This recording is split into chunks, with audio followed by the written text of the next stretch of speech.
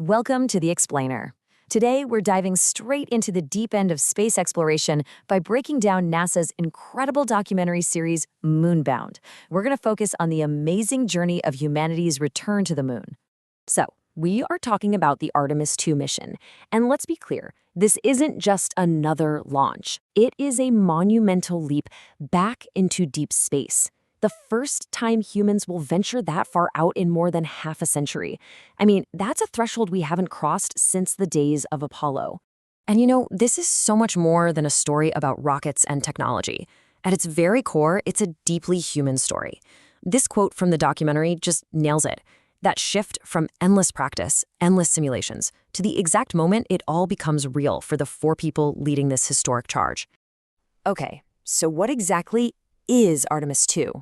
Well, this mission represents a critical new chapter. It's a mission that builds on the incredible legacy of Apollo, but it's totally designed for a new generation of explorers.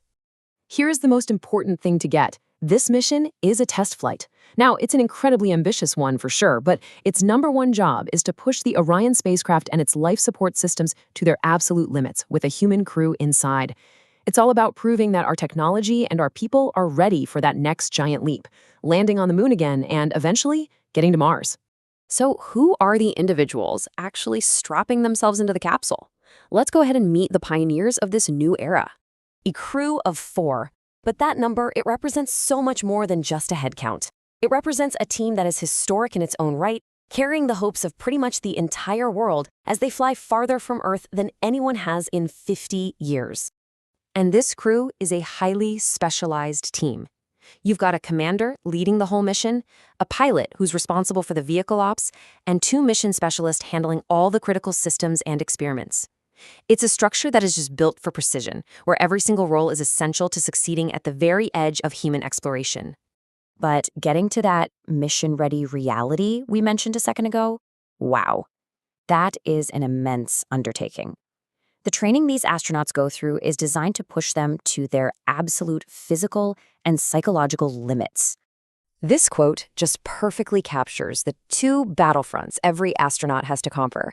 It's not just about being physically fit enough to handle the launch.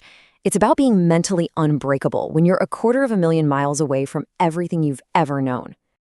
You can really see the dual nature of their preparation right here. On one hand, you have these intense physical demands. I'm talking endless hours in centrifuges simulating G-forces and underwater training to master spacewalks. But on the other hand, you have these profound mental challenges, the isolation, the confinement, and the constant pressure of knowing there is just no room for error. So, with such intense and varied challenges, how in the world does NASA transform 4 brilliant individuals into a single cohesive unit that can succeed when failure is just not an option?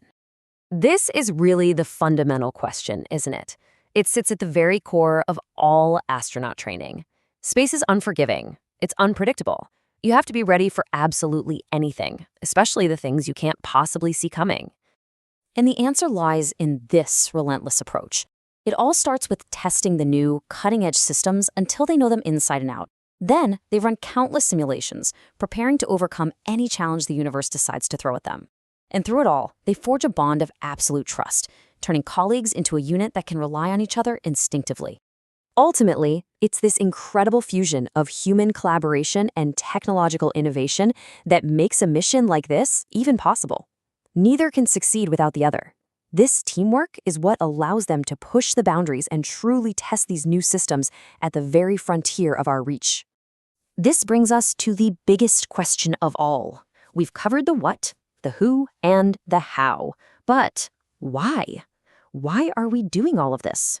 Why are we going back to the moon? The answer is so much bigger than just one mission.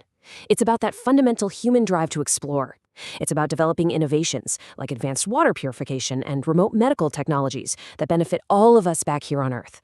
It's about inspiring a new generation to look up at the sky. And of course, tactically, it's about using the moon as a proving ground for the technologies that will one day take us to Mars. So as we watch the Artemis II crew prepare, we see that this mission isn't an endpoint at all. It's a critical launchpad for our future in the cosmos.